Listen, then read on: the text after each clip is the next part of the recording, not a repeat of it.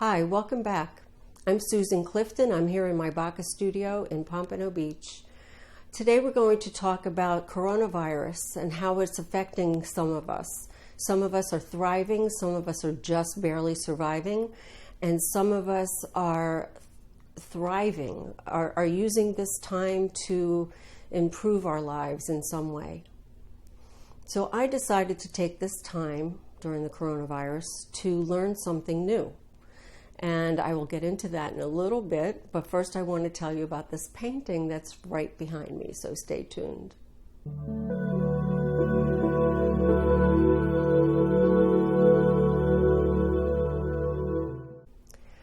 So back in 2011 was the last time I really needed to, what I call pivot. Change my mindset, change what I had been doing.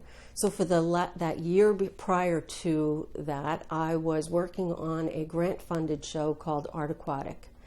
I, for an entire year, painted nothing but sea creatures of some kind for this grant-funded show. And at the end of that year, I realized I never wanted to paint another fish as long as I live. So then the whole mystery was, what do I do now? I felt completely blocked. What do I paint now? I was at an event and I was whining to one of my friends. I don't know what I'm going to do. What am I going to paint? I'm totally stuck. And he just looked at me and said, paint something you did 30 years ago and get over it. And he walked away. So I had a flash of something that I did right out of college, I guess you might say. I painted a couple of blue bodies in my very early years.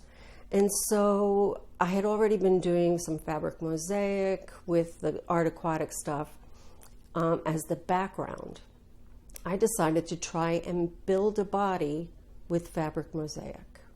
And I created the fabric myself with, I created a blue texture in Photoshop and printed the fabric myself using a jacquard, I think it's called jacquard product that you print on your inkjet. And I wasn't sure if it was going to work, but I was willing to put the work in and experiment and see. And the painting behind me is the result of that. So I submitted this to a local art show and I got a great response. Everybody loved it. So then I created another blue body. And then I was like, okay, this is lame. I can't just keep doing blue bodies. So what am I going to do? And then, I don't know, I think I told this story before, but something came to mind and I decided that I was going to print words on the fabric before I created the body. And that was the beginning of the Gray Matter series. So I'm now trying not exactly completely pivot again, but during this coronavirus time, I did not have access to my studio. I was not, we thought we were closing down for 3 weeks, maybe a month, and that was it, and we'd all be back. But here we are months later. Of course, I am back in the studio again, but for those first couple of months, I did not have access to the studio. And working at home, painting was just, it was complicated. There's just not enough space there anymore. It's not really set up to be a studio. The space that I used to have as a studio is no longer. So it was just very, very difficult. And I decided to take some time and finally figure out how I can create these paintings or this artwork on a computer. A friend had encouraged me to try to figure this out a couple of years ago because she thought because I was using type that it would, lend itself to be created digitally. So I had to do some learning. I had to go on YouTube and watch some experts at Illustrator show me how I can use Illustrator to create this artwork. So I went back to this original image, since this was the beginning of it all, of Gray Matter, and decided to use that image as my experiment. So do you see the resemblance? The body is the exact same body. The background, of course, is very different. I created that in Photoshop, but the body with the words is created in Illustrator. It was a lot easier than cutting out fabric, but I had to do it all point by point to create triangles or shapes, and then fill them with the type and then rotate it. It's a little complicated, but it was not that difficult. It took me about a week of learning, and I learned on YouTube. I went and found, I searched for specific things that I needed to know. I didn't have to know everything about Illustrator. I just needed to know what I needed to know to create this piece of artwork. So when I reread today what I actually put into this painting, you know, the words that I'm using in this painting, I was a little bit shocked, because when I was learning this and when I was doing this, I wasn't thinking we would still be on lockdown pretty much in September. I didn't think I would still be not having dinner with my friends and not being able to have an open studio tour in September. This was back in March. So when I read these words, it's like, to me, it's almost like I knew that this was going to be a very different year. So let me read these words to you. What if you simply devoted this year to loving yourself more? The more you love yourself, the less nonsense you will tolerate. Self-love is the greatest middle finger of all time. We all want to give to 2020 the middle finger, don't we? So this makes me smile. It makes me kind of laugh a little bit, but I don't know why I chose those words, but now I think they're perfect for this particular piece that I was learning during this trying time, which turned out to be not quite as trying as I thought it was going to be, at least for me. Let me explain what I mean by that. I'm also a web designer, and you know, the last, I would say, 8 years have been very trying time. It's not easy to be a web designer in a world where people want to build their own websites with Wix and Squarespace. So it hasn't been the most profitable, I guess you might say, in the last 8 years. And then all of a sudden, coronavirus happened, and my phone did not stop ringing. My web design business exploded, just when I didn't want it to be. I really wanted to just be creating artwork and making just enough money to get by. And all of a sudden, I had way too many projects than I had time for.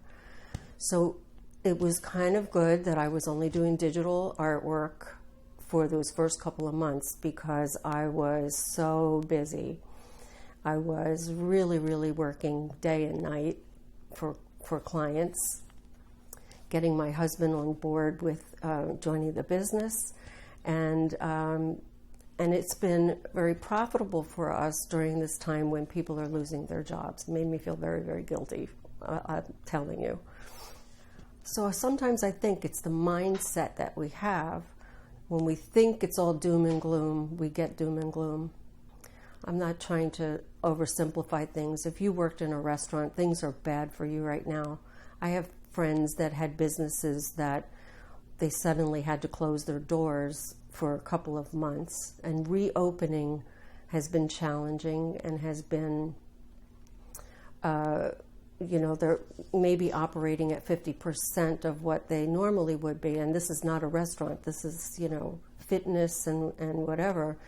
You just aren't doing the same business you were doing before. But if you could take this time to learn some other skill that's going to support your business down the road, I would do it. If you're not as busy as you used to be, learn something new. This is a great opportunity for you. Don't only look at this as a horrible time. Let's try to make 2020 part of our better future. I hope that I'm not sounding like I'm spouting platitudes or whatever. I really seriously believe that our mindset is so important right now. If we think the worst, we're going to get the worst. We need to be positive. We need to just look to the future for when this is over. This will be over. And then we're going to have new skills. So I encourage you all to learn something new today. So obviously another thing that I'm learning is how to do YouTube, how to edit a YouTube video. I started this channel only a few weeks ago, and I had been wanting to do this probably for 3 or 4 years. And I decided, again, I made a conscious decision that I was going to do everything that I feared in the past. Absolutely everything that I feared. And I didn't really, fear YouTube, but I didn't like putting myself on camera. Most artists will tell you, oh, do I have to talk about myself, or do I have to talk about my artwork? And it really is about storytelling. As a web designer, I know marketing. I know what it takes in 2020 to have your website rank and to drive traffic to your website. And I'm making a commitment to myself this year that I'm doing whatever it takes to drive traffic to my website. So that's another thing. I think we should all get over at least one fear that we have this year. Let's kick 2020 to the next level. Let's make it the best year ever instead of the worst year ever. So I hope you like this video. Please hit the like button if you did, and also subscribe to my channel. I will be doing more and more videos like this, some of them talking about my artwork, some of them talking about art business. So I think my next video is going to be on art marketing, specifically websites, since that's where my expertise is. Okay, so see you soon. Bye-bye.